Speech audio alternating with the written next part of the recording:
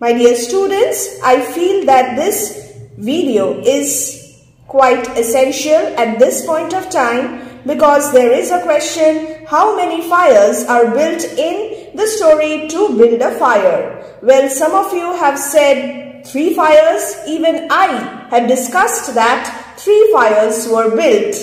In some reference materials, it is mentioned as 2 fires, and some of you have even written that your teachers told you that it's 4 fires. Well, this is very normal because the question, how many fires are built, seems to be a rather simple question, but it is not. I will suggest that you will use your discretion to take a call, and you will see what options are available to you at the examination hall. Now, I would just like to point out a certain important points very quickly. Fire as a symbol is very important in Jack London's To Build a Fire because fire symbolizes survival, life.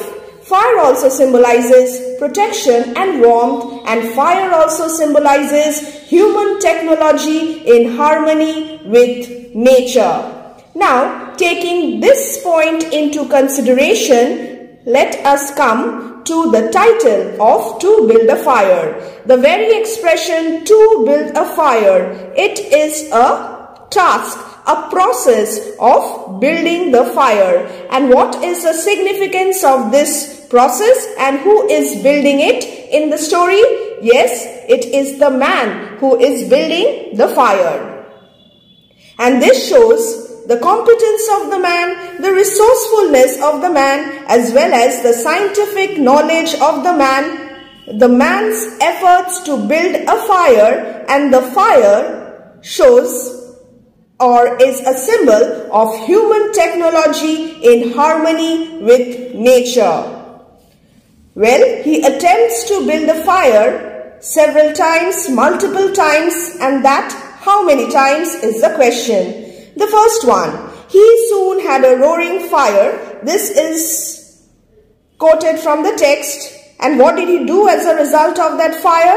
He thawed the ice and he ate biscuits. And it's on page number 41. So, from the undergrowth where high water of the previous spring had lodged a supply of seasoned twigs, he got his firewood, working carefully. So, he worked to build this roaring fire. So, we can take this as a successful fire, or rather, it was built by the man directly. So, number 1, fire number 1. And then we have the man broke through. What happened? The man broke through and he was wet. He was wet to his knees, and then he needed fire. And fire was beginning to burn with strength, and then he fed it with twigs, and he carefully worked to build that fire as well. And as a result of his mistake, a fault, the fire was blotted out. So here also we have his efforts, his attempt to build the fire. Here again, it's a man who built the fire. So we can take this also as a fire.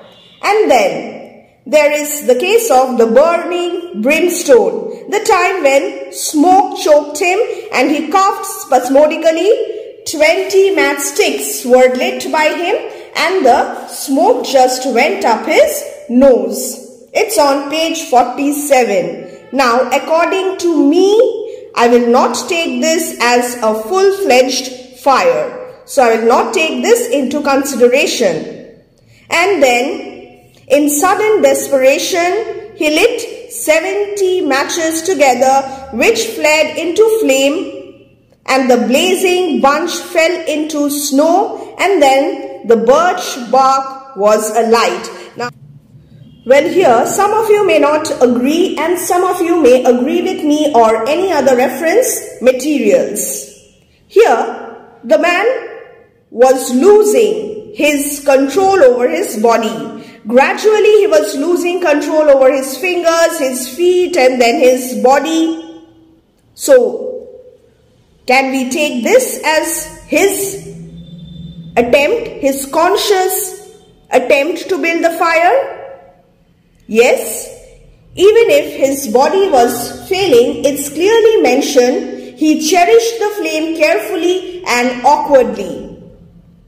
The fire had burnt his skin and he had dropped the blazing matches, but it's written he cherished the flame carefully and awkwardly. He was unable to control his body, but still there was an effort to feed it. A large piece of green moss fell squarely on the little fire. So this is the little fire. So I think that we can take this as well. And Jack London deliberately wrote in this way so as to establish his point that the fire provider had failed. A kind of gradation is achieved here. With every fire he was losing, with the passing time, he was losing control over his body to highlight, to emphasize on the point that finally the fire provider had failed, and the consequence of this failure is his demise. So you can just figure out one point, you can just separate one point from the other. All the points, all the aspects are just overlapping with each other because this is English literature. According to me, there are 3 fires. What is your answer?